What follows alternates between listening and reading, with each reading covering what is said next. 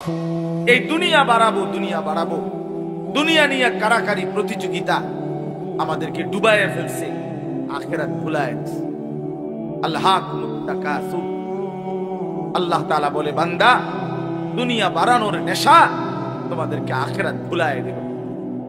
এরই মধ্যে একদিন হাত্তা যুরতুমুল মাকাবির, একদিন তোমরা কবরস্থানেই পৌঁছে গেলা। এই দেখতে দেখতে এরই মধ্যে একদিন কবরস্থানে পৌঁছে যাবা। কাল্লা সাউফা তা'লামুন, আর তখন নিশ্চিত বান্দা আমি আল্লাহ তোমাকে বুঝাবো আমার প্রতিটা নাফরমানির শাস্তি, আমার অবাধ্যতার শাস্তি কি, প্রতি ওয়াক্ত নামাজ ছেড়ে দেওয়ার পরিণতি কি ছিল আমি দেখাবো। প্রতিটা মিথ্যা, চুরি, ডাকাতি, সুদ, ঘুষ, হারাম রোজগার, বাটপারি, সিটারি, অবৈধ উপার্জন, লুণ্ঠন, ছিনতাই, দুর্নীতি, হারাম রোজগার, এই নাচ গান, এই অসভ্যতা, অশ্লীলতা, বেহায়াপনা, সবকিছুর পরিণতি আমি আল্লাহ তোমারে বুঝাই। সুম্মা কাল্লা সাউফা তা'লামুন, আবার হাসরের ময়দানে আখিরাতে জাহান্নামের আযাব দিয়ে আবার বুঝাবো। একবার কবরে বুঝাবো, আরেকবার জাহান্নামের শাস্তি দিয়ে বুঝাবো। এই জন্য প্রিয় বন্ধু, বাপ, ভাই আমার, এই সূরার প্রথম কথা এটা বুঝাইলাম যে আল্লাহর কথা তৎক্ষণাৎ মানতে হবে, উচিত। রাসূলুল্লাহ সাল্লাল্লাহু আলাইহি সাল্লামের কথা তৎক্ষণাৎ মানা উচিত। 5 ওয়াক্ত নামাজের কথা আপনাদেরকে মোল্লারা বলে নাই, আল্লাহ বলছে। যুবক, তোমাদেরকে বলি, বাবা, তোমার মালিক বলছে, তোমারে হুজুরে বলে নাই, তোমার আল্লাহ বলছে। 5 ওয়াক্ত নামাজের কথা তোমার রাসূল বলছে, নবী নিজে বলছে, ওই পুরুষদেরকে আমি আগুনে জ্বালায় দিতে চাই যারা মসজিদের জামাতে হাজির হয় না। আল্লাহর কসম, নবী বলছে, ওই নাফরমান আমি আগুনে জ্বালিয়ে দিতে চাই যেই নাফরমান গুলো আল্লাহর ঘর মসজিদে নামাজে আসে না। রাসূল বলছে, এই নাফরমান যখন সুপারিশের জন্য হাসরের ময়দানে নবীর সামনে যাবে, নবী যখন দেখবে কোন পৃষ্ঠায় পৃষ্ঠায় নামাজ নাই, 5 ওয়াক্ত ফজরের নামাজ, আল্লাহর নবী বলেন, উম্মত, তুই তো সেই নাফরমান যাকে আমি দুনিয়াতেই তো আগুন জ্বালায় দিতে চাইছিলাম, তা আজ তোকে আগুনে ফেলবে, অসুবিধা কি? এই আগুনে তো তোরে আমি দুনিয়াতেই পুইরা লাইতে চাইছি। লা উহাররিকান্না বুয়ুতাহুম, শুধু মানুষ না মিয়া, আল্লাহ রাসূল বলছে, আমার মন চাইছে বেনামাজির ঘর সুদ্ধা পুরায় দিই।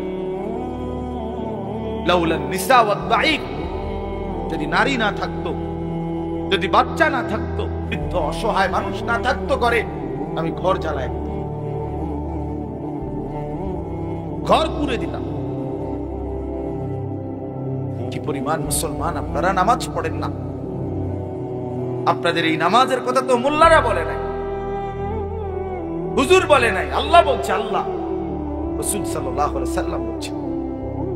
হালাল খাইবার কথা আপনাদেরকে আল্লাহ বলছে, বেটা, রাসূল সাল্লাল্লাহু আলাইহি সাল্লাম বলছে, হুজুর বলে নাই, আল্লাহ বলছে। কুলু মিনাত তাইয়্যিবাত, আল্লাহ বলছে, হে রাসূলগণ হালাল খাও। আবার ঈমানদারকে বলছে, কুলু মিন তাইয়্যিবাতি মা রাযাকনাকুম, হে ঈমানদারগণ আমার দেওয়া হালাল রিজিক খাও। আল্লাহ নিজে বলছে। অতএব কেন হারাম? এই ওজনে কম দেওয়া, এটা মানুষকে ঠকানো, লেনদেনের মধ্যে একটি নিকৃষ্ট, একেবারে নিকৃষ্ট রুচির মানুষ। এই লোক সাংঘাতিক রকমের অসভ্য, সীমাহীন দুশ্চরিত্র, সীমাহীন দুশ্চরিত্র, 1 নম্বর বাটপার, বাটপারের হেডকোয়ার্টার, সিটারের হেডকোয়ার্টার, এটা বাটপারের হেডকোয়ার্টার। বাটপারে কোনো ভালো মানুষ হতে পারে না যে অন্যকে ঠকে। অতএব আজকে এই কথা, প্রথম কথা, ওজনে কম দেওয়া নিকৃষ্ট, হারাম, হারাম। কাউকে ওজনে কম দিলে তো সেই যে লাভ টাকাটা হইল, এই টাকাটা হারাম না? আর আল্লাহর নবী সাল্লাল্লাহু আলাইহি সাল্লাম বলেন, লা ইয়াদখুলুল জান্নাতা জাসাদুন গুযিয়া বিল হারাম। নবী সাল্লাল্লাহু আলাইহি সাল্লাম বলেন, ওই দেহ জান্নাতে যাবে না যে দেহের গোশত মাংস রক্ত হারাম দ্বারা বড় হয়েছে, হারাম দ্বারা বৃদ্ধি পাইছে। ওই দেহ জান্নাতে যাবে না। লা ইয়াদখুলুল জান্নাহ, জান্নাতে প্রবেশ করবে না। আমি নিজে এই হাদিসের ব্যাখ্যায় পড়ছি। এই বাপ সবাই শুনেন, যারা তাদের ফ্যামিলিকে, স্ত্রী সন্তানকে হারাম টাকা, হারাম রোজগার, সুদের টাকা, ঘুষের টাকা, কিস্তির টাকা, লোনের টাকা, হারাম টাকা ওজনে কম দিয়া ঠকাইয়া বাটপারি সিটারি কইরা 2 নম্বরই 6 নম্বরই 9 নম্বরই করে টাকা কামাই করে যারা বউ বাচ্চাকে খাওয়ায়, তো এই বউ বাচ্চা এগুলোর শরীর গোশত মাংস রক্ত তো ওই হারাম দ্বারা হইছে। তো এই পুরা ফ্যামিলির জাহান্নাম এই নাফরমান ঠিক করে দিছে। এই অভিভাবক নামের দুশ্মনে, এই দুশ্মন পুরা ফ্যামিলিটাকে জাহান্নামে। হাদিসের মধ্যে আছে, আল্লাহর নবী সাল্লাল্লাহু আলাইহি সাল্লাম, তিরমিজির হাদিস, কাবা ঘর আল্লাহর ঘর কাবা, কাবা ঘরের গিলাফ ধরে এক লোক নবীজির জামানায় দূর থেকে সফর করে আইসা পাগলের মতো 2 হাত তুইলা ইয়া রব ইয়া রব আল্লাহর কাছে দোয়া করতেছে আর কি কি চাইতেছে। নবীজি তখন সাহাবীদেরকে দেখাইয়া বলছে, দেখো এর দিকে তাকাও, মাতআমুহু হারাম মাশরাবুহু হারাম গুযিয়া বিল হারাম। এই নাফরমান যা খাইছে হারাম খাইছে, যা পান করছে হারাম, তার শরীরের গোশত মাংস রক্ত যা হয়েছে হারাম দ্বারা। আন্না ইউস্তাজাবু লাহু, কিভাবে তার দোয়া কবুল হবে? যেন কোনো হারামখোরের দোয়া কবুল হয় না, কোনো সুদখোরের দোয়া কবুল হয় না, কোনো ঘুষখোরের দোয়া কবুল হয় না, কোনো কিস্তিখোরের দোয়া কবুল হয় না, কোনো অবৈধ উপার্জনকারীর দোয়া কবুল হয় না। যদি বলেন কবুল হয়, কিটা কবুল হয়েছে? বাপ, বিল্ডিং, ছাদ, এটি তো আল্লাহ তাআলা বেটা দোয়া কবুল করার লাগে না, এটি তো এমনি আল্লাহ নাফরমান রোদে। বিল্ডিং এর ছাদের লেগে হুজুর দিয়া দোয়া করার লাগেনি, কাফের বেঈমান ছাদ দেয় কেমনে? তাহলে কথা বলেন না কেন? হে তারা কোন মূল হিসাব দিয়ে দোয়া করে? এগো বিল্ডিং কি ভেঙে পড়ে গেছে সব? তাহলে দুনিয়া অর্জন হওয়া এটা তো দোয়া কবুলের কিছু নাই, দুনিয়াতে এমনি মালিক দেয়। কথা বুঝেন নাই আমার? দুনিয়া না, মূল বিষয় তো আখিরাত, মূল বিষয় তো আখিরাত। এজন্য দেখবেন আল্লাহ রাসূল সাল্লাল্লাহু আলাইহি ওয়াসাল্লাম স্পষ্ট বলছেন, ফাআন্না ইউস্তাজাবু লাহু, নাফরমান হারামখোর তার দোয়া কিভাবে কবুল হবে? রাসূলুল্লাহ সাল্লাল্লাহু আলাইহি ওয়াসাল্লাম বলেন, মানিশতারা শাইআন বিআশারাতি দারাহিম, 10টি টাকা দিয়ে, 10টি দিরহাম দিয়ে কেউ যদি একটি জিনিস কিনছে, এই কাগজটা কিনলাম আমি 10 টাকা দিয়ে, আল্লাহর নবী সাল্লাল্লাহু আলাইহি সাল্লাম বলেন, ওয়াফিহি দিরহামুম মিন হারাম, এর মধ্যে 1টি টাকা হারাম, 9 টাকা হালাল। খোদার কসম নবী বলছে, ওই জিনিসটি যতদিন তার কাছে থাকবে ততদিন এই নাফরমানের ফরজ কিংবা নফল কোন বন্দিগি আল্লাহ কবুল করবে না। খামখেয়ালি কথা না, খামখেয়ালি কথা। কাল মিডা মিডা ওয়াজ শুনলে হইতো না, কেবল মিডা মিডা ওয়াজ শুনলে হইতো না। হাদিস রাসূলুল্লাহ সাল্লাল্লাহু আলাইহি সাল্লাম বলছেন, আপনি ফেলে দিবেন কিভাবে? ইসলাম, নামাজ ঠিকমতো পড়া এটা যেমন ইসলাম, উপার্জন ঠিকমতো করা এটাও কি ইসলাম, এটাও ইসলাম। মসজিদ, এখানে ইবাদত যেমন ইসলাম, বাজারে হালাল রোজগার করা এটাও ইসলাম, এটাও দ্বীন, এটাও দ্বীন। এই জন্য বাপ, হালাল উপার্জন সাংঘাতিক গুরুত্বপূর্ণ। কোরআন শরীফে আল্লাহ তাআলা একেবারে স্পষ্ট বলছেন, তোমরা যদি আল্লাহর ইবাদত করতে চাও, ইন কুনতুম ইয়াহু তা'বুদুন, যদি আল্লাহর ইবাদত করতে চাও বান্দা, তাহলে প্রথমত হালাল খাও। কুলু মিন তাইয়্যিবাতি মা রাযাকনাকুম ওয়াশকুরু লাহু। এজন্য হালাল উপার্জন ইবাদত কবুলের পূর্ব শর্ত। যেই কোনো নামাজ, রোজা, ওযু, গোসল, দান, সাদাকা হালাল উপার্জন ব্যতীত কবুল হয়। তিরমিজি শরীফ একটা হাদিসের কিতাব, 6টি বিশুদ্ধ হাদিসের কিতাবের একটি। এই তিরমিজি শরীফের প্রথম হাদিস, একেবারে 1 নাম্বার হাদিস, লা তুকবালু সালাতুন বিগাইরি তুহুরিন ওয়ালা সাদাকাতুন মিন গুলুলিন। পবিত্রতা ব্যতীত কোনো নামাজ কবুল হয় না। নবীজি বলছেন হালাল ব্যতীত কোনো দান, সাদাকা কবুল হয়, কবুল হয়। রাসূলুল্লাহ সাল্লাল্লাহু আলাইহি সাল্লাম বলেছেন কবুল হয় না। আপনি যদি বলেন তাহলে আর দিতাম না, দিয়েন না, আপনার মতো বেডইত না দিলে ইসলাম কাজ দিত না। আপনি দিয়েন না, বহুত জনে দেয় না, তাই এই কারণে ইসলাম আটকায়া যায় না। কারো একক কোন ব্যক্তির কাছে ইসলাম ঠেকা না, ঠেকা কথা বলেন না। 1450 বছর পর্যন্ত ইসলাম এই পর্যন্ত পৌঁছেছে কোন একক ব্যক্তির মাধ্যমে, তাইলে এই জন্য হালাল জরুরি বিষয়। বাপ ইসলামের গুরুত্বপূর্ণ বিষয় মুআমালাত, লেনদেন, লেনদেন অত্যন্ত গুরুত্বপূর্ণ বিষয়। আল্লাহ তাআলা গুরুত্ব দিয়েছেন, নবী সাল্লাল্লাহু আলাইহি ওয়াসাল্লাম গুরুত্ব দিয়েছেন। কোরআন শরীফের আয়াত সূরা আর রহমানের মধ্যে আছে শুরুতেই, ওয়া আকিমুল ওয়াজনা বিল কিসত ওয়া লা তুখসিরুল মিজান। আল্লাহ তাআলা বলেন সততার সাথে, ইনসাফের সাথে ওজন পূর্ণ করো। ওয়া লা তুখসিরুল মিজান, কোনোভাবেই ওজন কমাইও না, ওজন কমাইও। কোরআন শরীফে আল্লাহ বলছে ওয়া আউফুল কাইলা, তোমরা কাইল ওজন পূর্ণ করো। ওয়া নাদাউ মাওয়াজিনাল কিসত লিয়াউমিল কিয়াম।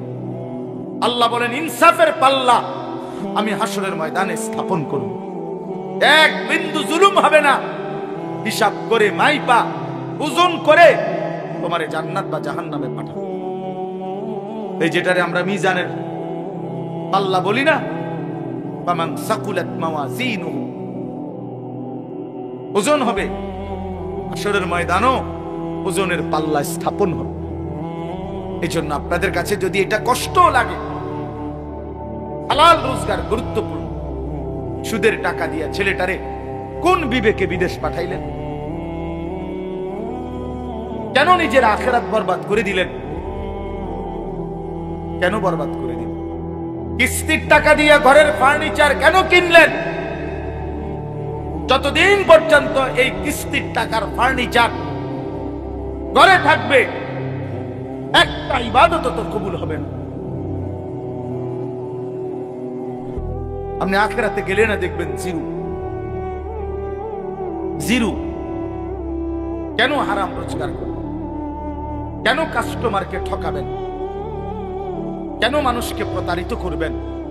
এক মুসলমান প্রতারিত করতে পারে না। হাদিসের মধ্যে আছে, এবার শুনেন। রাসূলুল্লাহ সাল্লাল্লাহু আলাইহি সাল্লাম স্পষ্ট, নবীজি সাল্লাল্লাহু আলাইহি সাল্লাম মদিনার বাজারে গেছেন। নবী শুধু মসজিদে বসে থাকেন নাই, একেবারে স্পষ্ট আছে হাদিসে, আল্লাহর নবী সাল্লাল্লাহু আলাইহি সাল্লাম মদিনার বাজারে গেছেন, গিয়া গমের দোকানদার গম বেচে, গম স্তূপ দিয়ে রাখছে, শুকনা গম।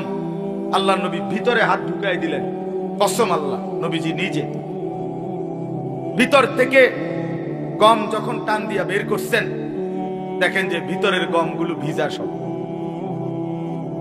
অথচ উপরের গুলো কি? তার মানে উপরের এই শুকনা গম দেখাইয়া ভিজা ডিও শুকনার দামে বেচে নেয়। আল্লাহর কসম, নবী সাল্লাল্লাহু আলাইহি সাল্লাম তৎক্ষণাৎ বলছেন, মান গাশশানা ফালাইসা মিন্না, যে ধোঁকা দেয় সে আমি রাসূলের উম্মত নয়, সে আমাদের কেউ নয়, আমি তারে চিনি না। তো নবী যখন বলে আমার কেউ নয়, এই প্রতারক, এই বাটপার, তাহলে সুপারিশ তোমার আব্বানি করবে। হাউজে কাউসারের পানি আপনার কোন বাপে দিবে তখন? কে দিবে বলেন? ছেলেরা, বাপ আল্লাহ দোহাই কথা বলো না। এই ছেলেরা কথা বলো না, এমনে দাঁড়াও, এমনে বসো তোমরা।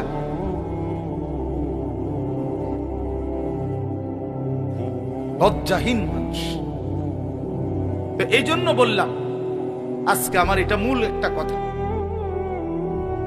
এক নাম্বার হলো এই সূরার ওয়াইলুল লিল মুতাফফিফিন, ওজনে কম দাও।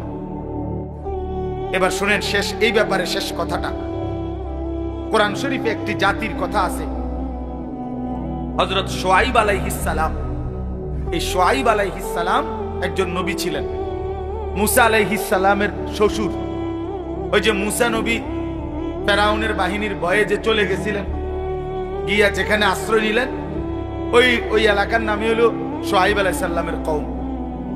এই শুআইব আলাইহিস সালামের জাতি, আল্লাহ তাআলা ওই নবীর কওমকে, আল্লাহ তাআলা পুরা জাতিকে আল্লাহর নাফরমানির কারণে আযাব দিয়ে একদিন রাত্রি গভীরে একজন ফেরেশতা আইসা বিকট জোরে একটা চিৎকার মারছে। একটি চিৎকারে পুরা জাতি উপর হইয়া পইরা, কোলের বাচ্চা, দুধের বাচ্চা, পেটের বাচ্চা, জওয়ান, বুড়া, নারী, পুরুষ সব মরে গেছে, সব। ফাসবাহু ফি দারিহিম জাসিমিন, কোরআন শরীফে আছে। এই জাতি আল্লাহ তাআলা কেন ধ্বংস করছেন? শুআইব আলাইহিস সালামের কওমকে কোরআন শরীফে স্পষ্ট আছে, তাদের মূল অপরাধ ছিল তারা ওজনে কম। খোদার কসম, এটা কোরআনের আয়াত। ওরা ওজনে কম দিত। এই ওজনে কম দেওয়া যখন ব্যাপক হইছে, এই বদভ্যাস যখন কোনোভাবে ছাড়ে না, কোরআনে আছে শুআইব আলাইহিস সালাম দুয়ারে দুয়ারে হাইটা হাইটা প্রত্যেকের কাছে হাজারবার, লক্ষবার বলছে, হে আমার জাতি, লা তানকুসুল মিকিয়াল, ওজনে কম দিও না, তোমরা বিপদে পড়বা। ইন্নী আখাফু আলাইকুম আযাবা ইয়াউমিন আযীম, আমি তোমাদের উপরে বড় ভয়ানক আযাবের ভয় পাচ্ছি, তোমরা ওজনে কম দিও না। কিন্তু নাফরমান কওম কোনোভাবেই পাত্তা দেয় না, শুনে নাই। ফলে একদিন সত্যি সত্যি আল্লাহ তাআলা চূড়ান্ত আযাব দিয়ে পুরা বাচ্চা, পুরা কওম শেষ করে দিয়েছে। এজন্য হারামখোর টিকে না, কোন হারামখোর কোন টিকে না, কোন সুদখোর, কোন হারামখোর, কোন অবৈধ উপার্জনকারী পৃথিবীতে 2 পুরুষ, 3 পুরুষ, 4 পুরুষ দীর্ঘদিন যাবৎ টিকে না। একদিন আপনার এই বিত্তশালী হারাম একদিন নিশ্চিহ্ন হইয়া 50 বছর, 40 বছর, 70 বছর, একটা প্রজন্ম, হয় নাতি নয়তো নাতির ঘরের পরের জন, একজন না একজন আইসা ফকির হয়ে আছে। পৃথিবীতে এর ইতিহাসই অগণিত, অগণিত। ইমানদারের ঘর টিকে থাকে, দুর্বল হলেও টিকে থাকে। নেককারের ঘর প্রজন্মের পর প্রজন্ম টিকে থাকে। সুদখোরের বাড়ি 30 বছরের ব্যবধানে কুত্তা ঘুমায়, আমি দেখছি, আমার নিজ চোখে দেখছি। সেই বাড়িতে কুত্তা ঘুমায়, আর কোনো মানুষ নেই। হারামখোর। এজন্য কোন হারামখোর তার ফ্যামিলি, আগামী জেনারেশন হয় 40 বছর, 70 বছর, 50 বছর, 100 বছরের ব্যবধানে নিশ্চিহ্ন হয়েছে। প্রিয় ভাই আমার, বাপ আমার, বন্ধু আমার, হারামের পিছনে না যাওয়া, হারাম রোজগারের চেষ্টা না করা, দুনিয়া অল্প হোক বেশি হোক। একটা গুরুত্বপূর্ণ কথা হইল, দুনিয়া যদি সর্বোচ্চ কামরা কামড়ি করে তাইরা কেউ যদি জিতেও যায়, সর্বোচ্চ কষ্ট কইরাও, জায়েজ না জায়েজ, হালাল হারাম, বৈধ অবৈধ, ন্যায় অন্যায় সব মিলাইয়া কেউ যদি দুনিয়া জিতেও যায়, 7 মহাদেশের বাদশাহ হয়, আল্লাহর কসম সেও মরে যাবে। দুনিয়া জিতলেও মরে যাবে, হারলেও মরে যাবে। প্রিয় বন্ধু, এটাই সত্য। জিতলেও মরে যাবে, হারলেও মরে যাবে। তো লাভ হইল কি? এত কষ্ট করে জিতলাম, মরে তো গেলাম। 60 বছরে কষ্ট করতে করতে করতে করতে বেচারা 3টা ফুট বিদেশ পাঠাইছে, মাইয়াগুলো বিয়া দিছে, বাড়ি বিল্ডিং দালান কইরা সব গুছাইয়া মাত্র কদ্দুর বইছে। এইবার কয়টা বছর নিরিবিলি খাইবে, ডাক্তারে কয় ডায়াবেটিস, 2টা রুটি আর ভেজিটেবল। তো লাভ হইল কি? ডাক্তারে কমপক্ষে 10 আইটেমের রোগের হিসাব ধরাই দিছে।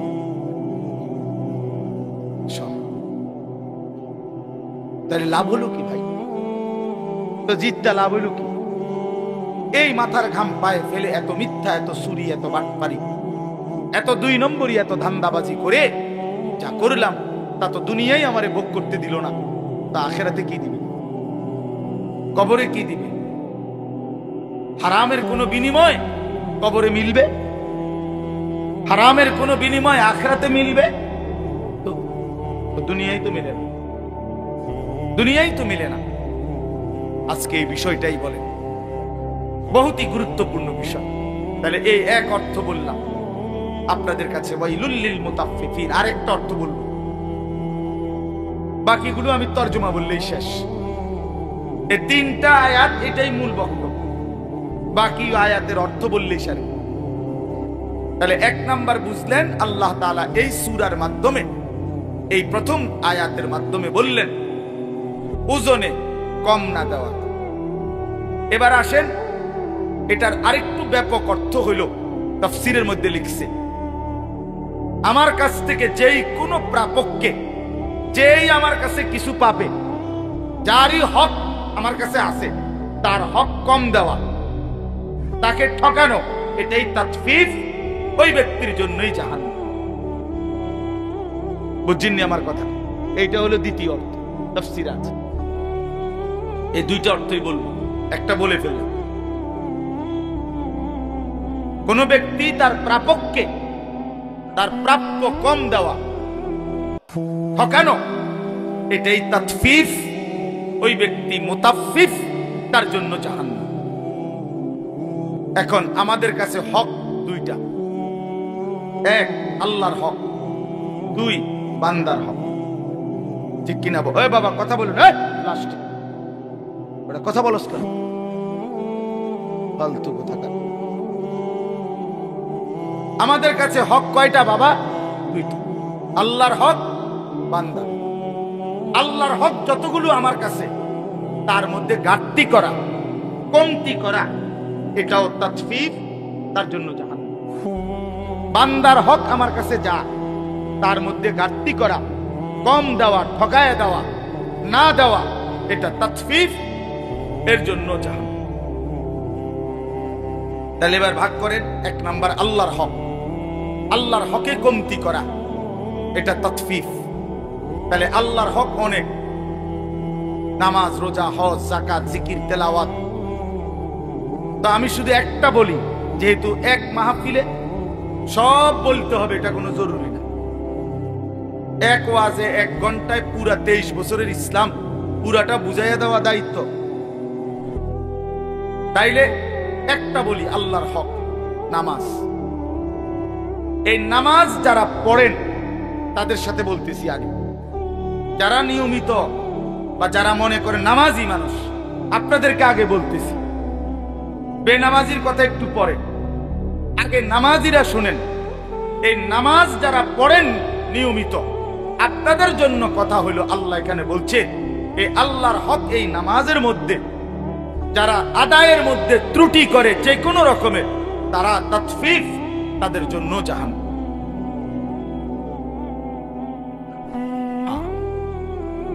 আমার কাছে গাড়িতেও কিতাব আছে, তাফসীরে মাআরিফুল কোরআনে স্পষ্ট লেখা আছে। আমাদের কামরুলের রোমেও এই তাফসীর আছে।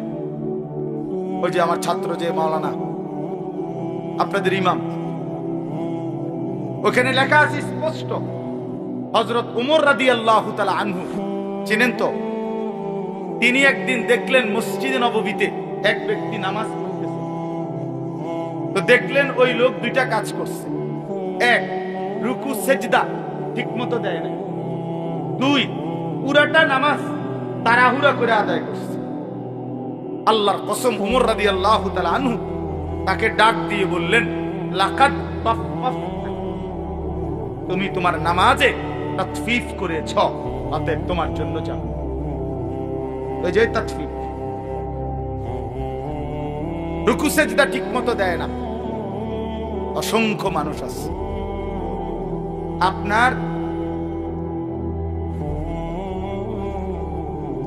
কিভাবে রুকু দিয়ে মাথাটা উঠাইয়ে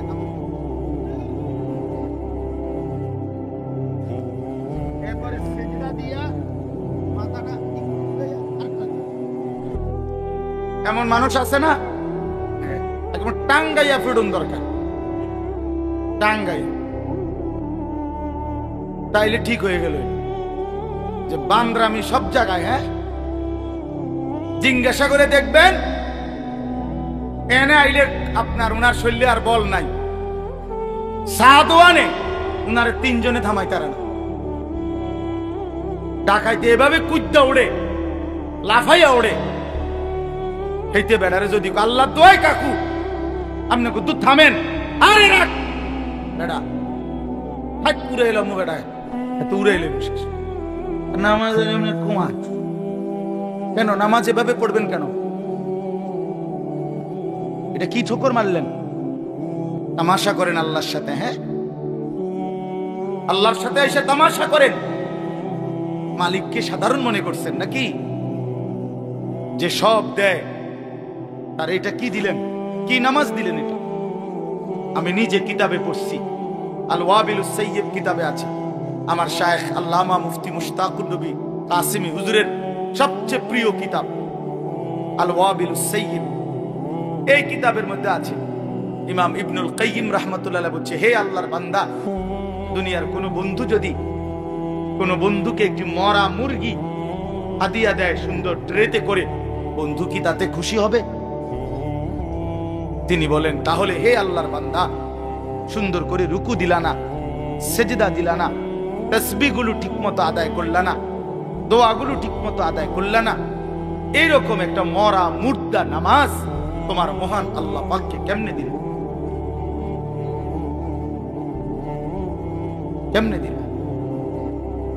শুরু থেকে নিয়ে আল্লাহু আকবার এই নিয়ত বাঁধা, সুবহানাকা আল্লাহুম্মা বিহামদিকা, এই সানা, সূরা ফাতিহা, আরেকটা সূরা, রুকুর তাসবিহ, সেজদার তাসবিহ, আত-তাহিয়াতু, দোয়া দুরূদ শরীফ, দোয়ায়ে মাসুরা, দোয়ায়ে কুনুত, বিতির নামাজের কোনটাই কদ্দুর শুদ্ধ করে ঠিক মতো কদ্দুর পড়তে পারো না। ৬০ বছর এই মালিকের আসমান জমিন চন্দ্র সূর্য গ্রহ নক্ষত্র, আলো বাতাস রোদ বৃষ্টি আগুন পানি, খাদ্য খাবার স্ত্রী সন্তান ঘর পরিবার, এই মালিকের সব কিছু ব্যবহার করে নাফরমান সেই মালিকের কয়টা তাসবিহ, কয়টা দোয়া, কয়টা সূরা ঠিক মতো শুদ্ধভাবে পড়তে পারো না। তোমার মতো নিকৃষ্ট নাফরমান অকৃতজ্ঞ আর কে হইতে পারে না? অকৃতজ্ঞ বেটা। হ্যাঁ, স্কুলে পড়লে, কলেজে পড়লে, ইউনিভার্সিটিতে পড়লে, অথবা ছোটবেলায় পড়ালেখা না করলে আপনি আর কোরআন শরীফ অশুদ্ধ পড়লেও চলবে, সূরা কেরাত অশুদ্ধ হলেও চলবে। এই ফয়সালা আপনাকে কে বলছে? বলেন মিয়া। আপনাদের অসংখ্য জেনারেল শিক্ষিত মানুষ এবং সাধারণ শ্রেণী মানুষের এটা ধারণা বেটা, এরা বিশ্বাস করে এই কথা। এরা মনে করে হুজুরদেরটা শুদ্ধ হইতে হইব, টাগোটা কি শুদ্ধ লাগতো। হ্যাঁ, আমরা যেহেতু হুজুর না, আমরা ঠিক কোন রকম জোড়া তালি দিয়ে হইলে হইব। আর আমগড়ি কি হইতে হইব? এটা তো এটা বেইনসাফি না কথা বলে। তাহলে এটা তো ৫ই আগস্টের পরে চলার কথা না, এটা তো বৈষম্য। এটা বৈষম্য না। আমি বেহেস্তে যাইতে হইলে পুরা সূরা কেরাত শুদ্ধ করে যাইতে হইব, আমনে বেহেস্তে যাইতে পারবেন সূরা কেরাত অশুদ্ধ লইয়া। এটা কি ইনসাফ হলো? এটা বৈষম্য কিনা? তো বৈষম্য যদি বাংলাদেশে না চলে তো জান্নাতে কেমনে চলবে? এটা কি রে ভাই, আপনার বেহেশতে তো সোজা হইয়া গেল, আপনি বিড়ি খাইতে খাইতে বেহেশতে যাবেন গা? ওমা কিতা কি কাকা, আপনি দাড়ি কাটতে কাটতে বেহেশতে যাবেন গা? আপনি 2 নম্বরই করতে করতে বেহেশতে যাবেন গা? আপনি ওজনে কম দিতে দিতে বেহেশতে যাবেন গা? আপনার ঘরে টেলিভিশন চলতে চলতে আপনি বেহেশতে চলে যাবেন? আপনার বেড়ি বেফর্দা হইতে হইও আপনি বেহেশতে যাবেন গা? আর আমার বেলায় সব 100 বুঝাই দিতে হবে। ঘটনা কি? ইসলামে এই 2 রকম সিদ্ধান্ত কে দিল? কোরআন শরীফ যদি শুদ্ধ করতে হয় তো ইমানদার মাত্র প্রত্যেককেই শুদ্ধ করতে হবে। আপনি কই পড়ছিলেন আমার দেখার বিষয়।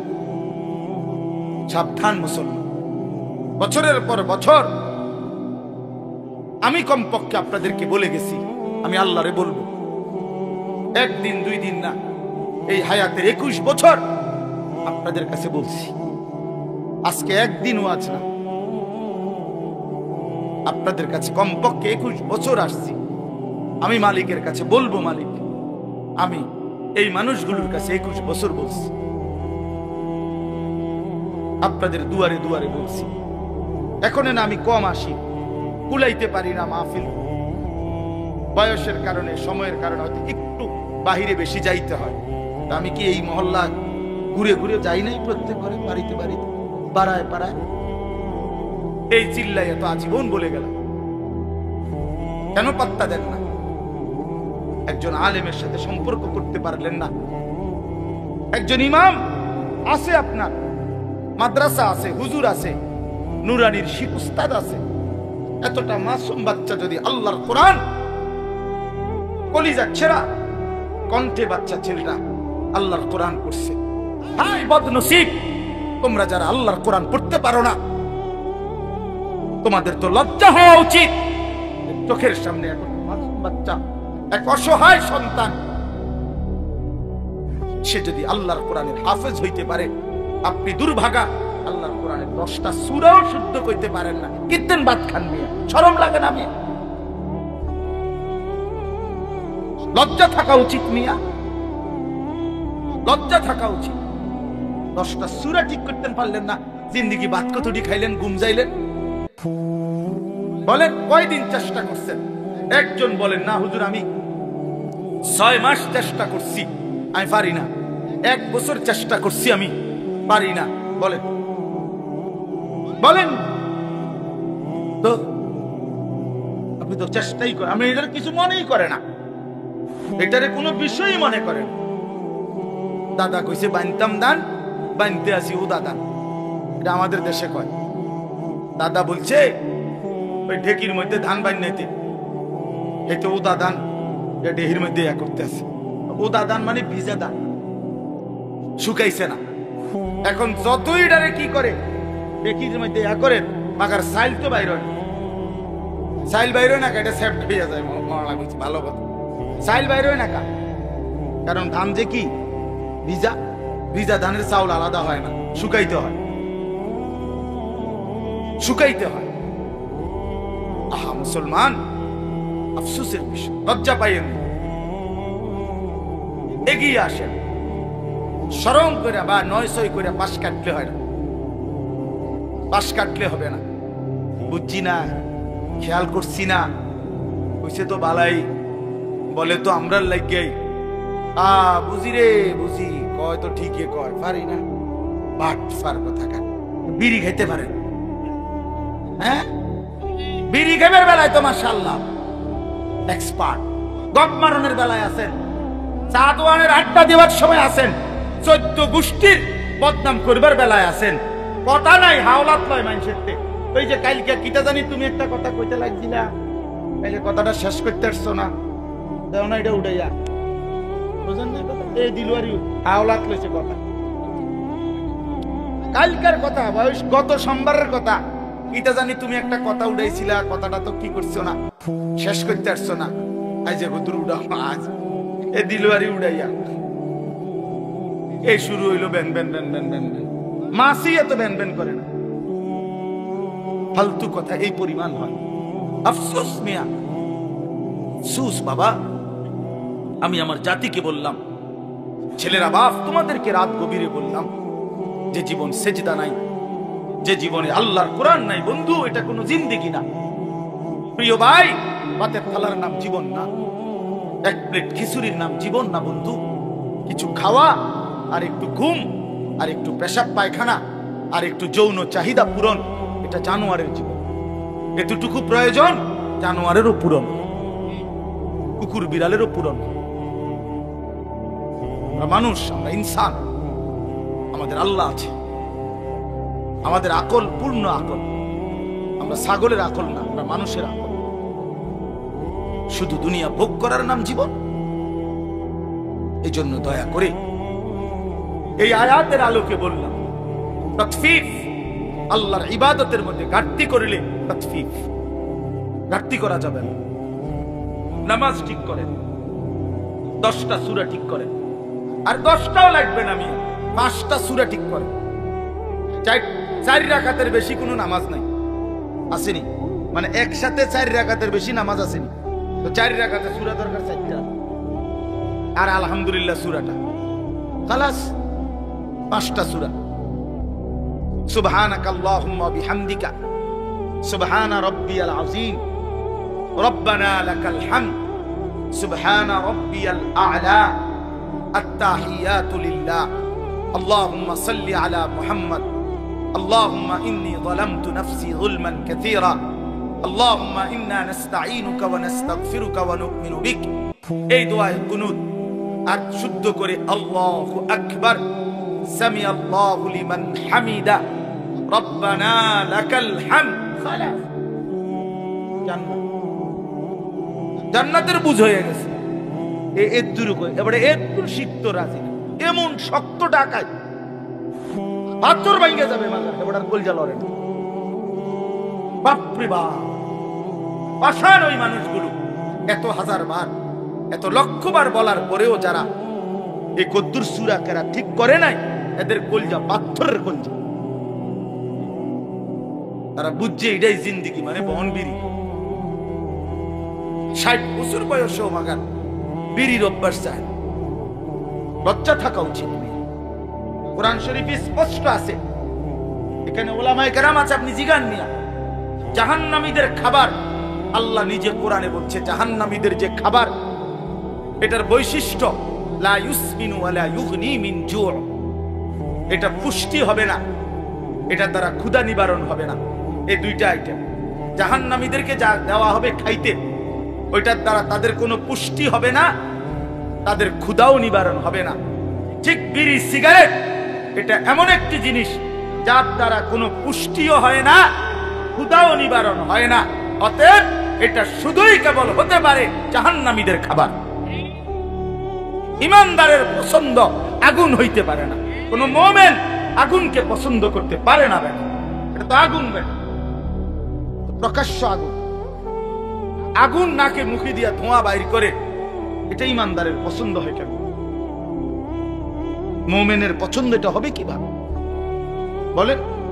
দুর্গন্ধ একটা মানুষের প্রিয় হয় কেমনে? বিড়ি সিগারেট দুর্গন্ধ না, না আতরের গন্ধ? তো তাইলে ফিকির করে, নিয়ত করে, লজ্জা কইরা, হিম্মত কইরা, সেট কইরা, আমার লগে জিদ কইরা ছেড়ে দেন। যা হুজুর বেটা, তুই এত বড় কথা কইলি বেটা, তুই খাইলাম না। আমি তো চাই এরকম একটা সেট ওঠক, আপনি শুনলেন কথা বলেন না। এটা উচিত না, বলেন এটা উচিত না, এটা লজ্জার কথা। এটা তো জাহান্নামীদের খাবার। আগুন কোন মুমিনের প্রিয় হইতে পারে না, দুর্গন্ধ কোন মুসলমানের পছন্দ হইতে পারে না। রাসূলুল্লাহ সাল্লাল্লাহু আলাইহি সাল্লামের দুনিয়ায় সবচেয়ে প্রিয় ছিল 1 নম্বরে আতর, সুগন্ধি। নবীজি নিজে বলছেন, নবীজি পেঁয়াজের গন্ধ, রসুনের গন্ধ, খামের গন্ধ সহ্য করতেন না। নবীজি যে রাস্তা দিয়ে হাঁটতেন, পুরা রাস্তা মেশক আম্বরের ঘ্রাণ। নবী সাল্লাল্লাহু আলাইহি সাল্লামের ঘাম মুবারক থেকে মেশকের ঘ্রাণ বের হতো। সেই নবীর সামনে এই দুর্গন্ধওয়ালা বিড়ি সিগারেটওয়ালা মুখ নিয়ে কেমনে দাঁড়াইবে? দিলে দিলে নিয়ত করেন, দিলে দিলে, আমার হাত তোলার দরকার নেই, আপনার দিলে আপনি বোঝাপড়া করেন। এই দুর্গন্ধ নিয়ে জীবন কাটাইয়েন না বাবা। এটা ঘৃণিত জীবন, পছন্দনীয় না। কোন মহিলারও কষ্ট হয়, যার স্বামী বিড়ি সিগারেটে আক্রান্ত, বিড়ি সিগারেট খায়, ওই স্ত্রী কষ্ট পায়। আপন সঙ্গিনীকে কষ্ট দেওয়াও এটা জুলুম। এটা কিতাবে আছে, আমরা নিজে পড়ছি। রাসূলুল্লাহ সাল্লাল্লাহু আলাইহি সাল্লামের সুন্নাতের মধ্যে এটাও আছে, স্বামী স্ত্রীর। আপনার এই ক্ষেত্রে স্বামী খেয়াল রাখা স্ত্রীকে যেন কষ্ট না দেয়, স্ত্রী খেয়াল রাখা স্বামীকে যেন কষ্ট না দেয়। আল্লাহ আমাদেরকে বুঝ দান করে, আল্লাহ আমাদেরকে বুঝ দান করে আমার বাপ। তাহলে আল্লাহর হকের মধ্যে আজকে আমি শক্ত বললাম, আল্লাহর হক ঘাটতি করবেন। ওযু, নামাজ, সূরা, কেরাত, দোয়া, কালাম কষ্ট করে হলেও শিখবেন তো ইনশাআল্লাহ। আল্লাহ তৌফিক দান করে। সর্বশেষ কথা হলো, বান্দার হক আরেকটা আছে, বান্দার হকে ঘাটতি করা। আপন বোনের সম্পদ আছে অনেকের কাছে, আছে না? আপনি এই সম্পদ কেন দিচ্ছেন না? দিচ্ছেন না কেন? এই হারাম কেন খাচ্ছেন? আপন ফুফুর সম্পদ, আপন ভাইয়ের সম্পদ, আপন ভাতিজার সম্পদ, আপন আত্মীয় স্বজনের সম্পদ কেন দিচ্ছেন? এটা আপনার কাছে বান্দার হক না? কথা বলেন না কেন? এটা দিবেন না কেন? আপন স্ত্রীর মোহরের টাকা কেন দিচ্ছেন না? লজ্জা করে না? শরম নাই বেটা? দুনিয়ার কোন পাওনাদাররে এতদিন আটকায় রাখতে পারবেন? আপন স্ত্রীর মোহরের টাকা দিবেন না কেন? কান্দে করে, তুমি কি দিবাগা টেহাডি? হ্যাঁ, টেহাডি নিবাগা? বে করেন, বে করেন কেন? স্ত্রীর হক এটা, বেচারিটা বেচারিকে দিয়ে দেন। আগের থেকে হুজুর যদি না নে, যদি না নে, বেটি কইসাম রে, যদি না নে সালাদ আগের থেকে বলে, আগের থেকে কইলে তো বেটি কইবই। হ্যাঁ হ্যাঁ, হুজুরে কইছে দিতাম, তবে ইচ্ছা করলে তুমি নাও নিতে আরো। আপনি তো আগের থেকে কথা বাইশ করে কইছেন। না হুজুর, না বাবা, বান্দার হক নষ্ট না করে। এক বিগত জায়গা আল্লাহ নবী সাল্লাল্লাহু আলাইহি সাল্লাম বলছেন, যে কারো অন্যায় ভাবে জুলুম করে এক বিগত জায়গা, এরকম এক বিগত, মান আখাযা শিবরাম মিনাল আরদ যুলমান, যে কারো এক বিগত জায়গা জুলুম করে নেয়, আল্লাহর কসম নবীজি বলছে কিয়ামতের দিন 7 তবক জমিনের মাটি ওই নাফরমানের কাঁধে তুলে দেওয়া হবে। 7 তবক মাটি কয় কেজি হইব? 10 কেজি মাটি। হ্যাঁ, কেন বোনের সম্পত্তি দিবেন? বোনের সম্পত্তি দিয়ে দিবেন। অনেকের কাছে পাও না, অনেক মানুষ, অনেক মানুষ কইলেই কয় নিবাগা নিবাগা, আর আইতা না, বইন বাগিনা আর খাইতা না, আইতা না, একবারে জমি জমা লইয়া শোধ হয়ে যাইবা। এই সমস্ত বাটফারি কথা। আপন ভাই, আমি তো বলি, এই যে বাপ ভাই এটা বলে, তার মতো নিকৃষ্ট জালেম ডাকাত আর কেউ হইতে পারে? কারণ গ্রামের সমস্ত মানুষ এই বেটার ঘরে খানা খায়, তো তারা তো কোনো জমি দিয়া খায়। কথা বলেন না কেন? আমনের ঘরে গ্রামের মানুষে খানা খায় না, তো তারা জমি দিয়া নি খাইছে। তো আপন বোন বাগিনা আমার ঘরে দুগা ভাত খাইতে হইলে জমি দিয়া জালেম না? কি রে বেটা, এটা কোন কথা? এই জন্য দয়া করে বোনের সম্পত্তি দিয়ে দেন। পৈতৃক ভিটা যেটা, মনে রাখবেন আমি বললাম, এই যে বাপ দাদার যে ভিটা, ভিটা এটার মধ্যে বোনের সম্পদ আছে। এটা ভুল কথা যে ভিটার মধ্যে, পৈতৃক ভিটা যেখানে বসত ভিটা, এখানে বোনের সম্পত্তি নাই, এটা মিথ্যা কথা, 100% মিথ্যা কথা। আমি বললাম, আপনি জিজ্ঞাসা করে দেখেন যে কোনো আলেম, ও ফতে কাটে জিঙ্গাইয়েন, সাদওয়ানে মুদি দোয়ানে এই ফতুয়া কইয়েন, বলবেন আলেমের কাছে। কথা বোঝেন নাই কথা? আলেমে দ্বীনের কে জিজ্ঞাসা করে। আমি আমার বাবার বসত ভিটা যেটা আমাদের, যেটাতে আমরা থাকতাম, এই ভিটার হিসাব টাকা মূল্য দাম একবারে আল্লাহর কসম গুইনা আপন 3 বোনরে বুঝাই দিছি। আমার বোন আসমান থেকে পড়ছে যেদিন আমি কইছি বোনেরে যে বাড়ির যে আমগো ভিটাটা এটার টাকা নিবেন, বইনে কমা ভাই তুই কিতারে কইছিস, এই কথা তো আমরা জীবনে শুনছি না। আমাকে আজকে শুনি আপনি নিতুই বই টাকা নেন, আমি ঝামেলাত নেই। এই জন্য বড় গলায় বললাম, আপনি বিশ্বাস না হইলে আমার 2 বোন এখন আমার বাসাতে আছে, চলে তারা বেড়াইতে আসছে, দুজন বাচ্চা কাচ্চা নিয়ে সবাই পুরা সম্পত্তি দিয়ে দিতে হবে। কেন 2 শতক জমির লেগে 5 শতক জমির জন্য নিজের সন্তানদেরকে হারাম খাওয়াবেন কেন? কথাটা বোঝেন না? আল্লাহকে আপনারা আর দেয় নাই? এটুকুর জন্য কেন কষ্ট পাইবেন? নিজেরও জাহান্নামী হলেন, সন্তানদেরকেও বরবাদ করে দিলেন কেন? কি ফায়দা? আল্লাহ আমাদেরকে বুঝ দান করেন। তাহলে আমার কথা আজকে একটু কঠিন হইল, মুআমালাতের কথা মানে লেনদেনের কথা, এটা আজকে বেশি বললাম। তাহলে আমরা কি বলছি? 1 নাম্বার কথা হলো কাউকে ওজনে প্রাপ্য কম না দাও। এটা এর পরিণতি কি? জাহান্নাম। বলেন না কি? 2 নাম্বার বলছি আল্লাহর হক যত কিছু তার মধ্যে ঘাটতি না কর, যেমন নামাজ, যেমন রোজা, যেমন হজ। হজ ফরজ, হজ করেন বললে হুজুর আর ছোট ফুলাগা কোন রকম আল্লাহ আল্লাহ করিয়া বিদেশ যাইলে তুই যদি আল্লাহ নে আলাপ করে, ছোট ফুলাগা বলে আল্লাহ আল্লাহ করিয়া বিদেশ গেছে, বিদেশ ফাটাইছে সুদে টিয়া লইয়া আল্লাহ আল্লাহ করে ছোট ফুদগা বিদেশ গেছে, আল্লাহ আল্লাহ করে নিয়ে গেছে না সুদে টিয়া দিয়ে পালাইছে। তো তাইলে আবার দিকন আল্লাহ আল্লাহ করে গেছে, হে আল্লাহ আল্লাহ করছে কই? এদিন নামাজে পড়ে না,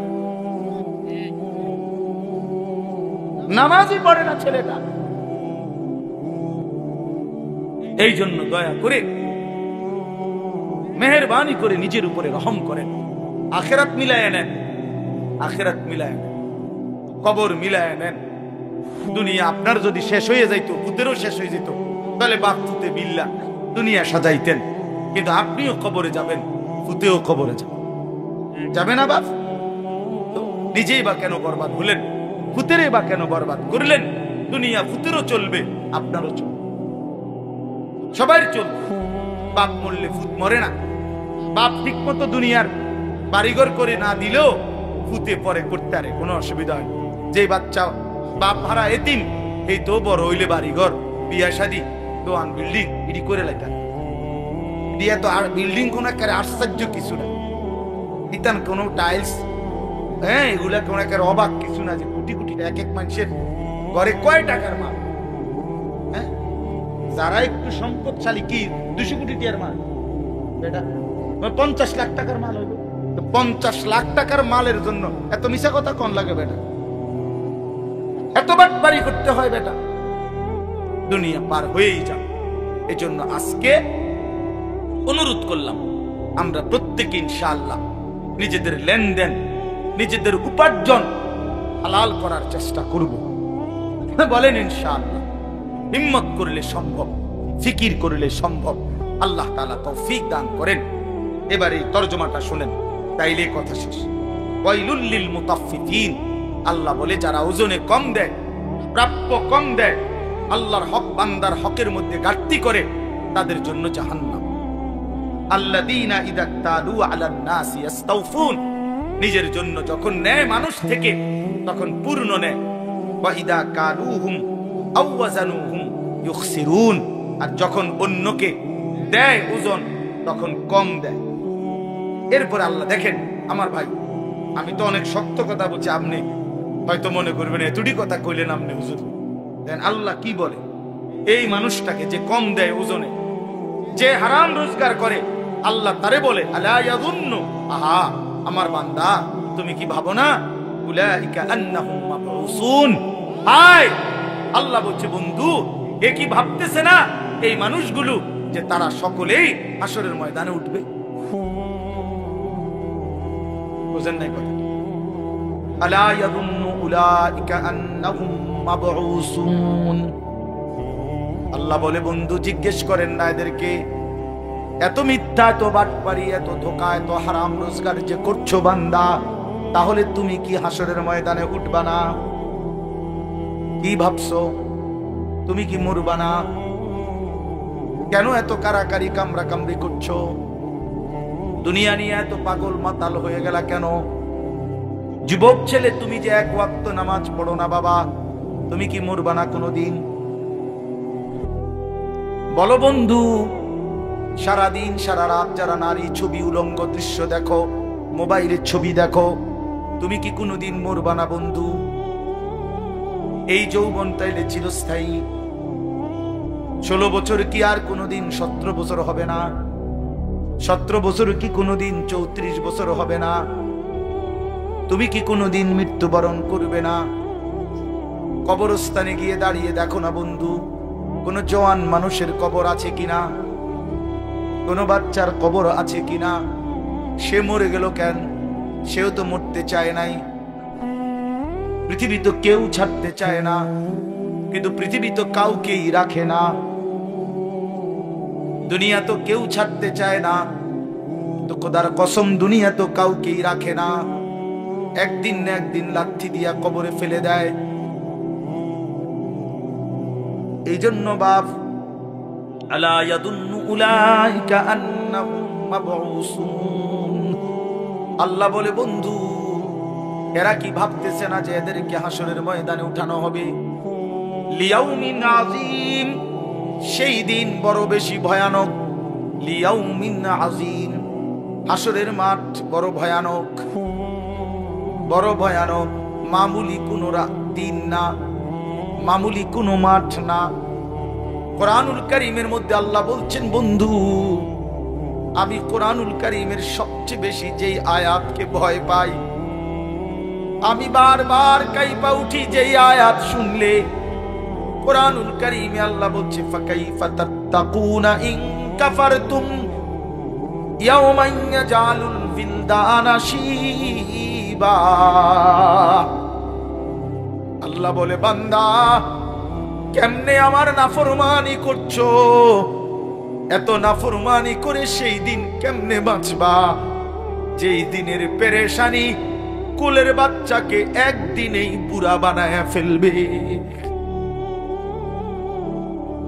আল্লাহর কসম বাপ, এটা কোরআনের আয়াত।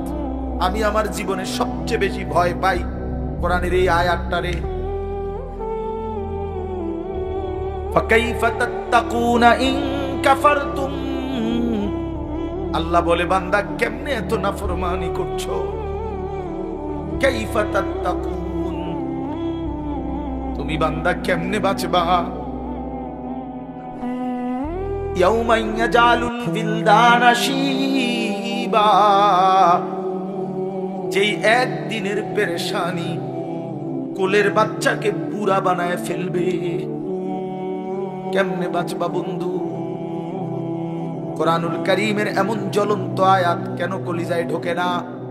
আহা, গুনার পর গুনাহ ছেলেরা তোমাদের কলিজা পাথর বানায় ফেলছে।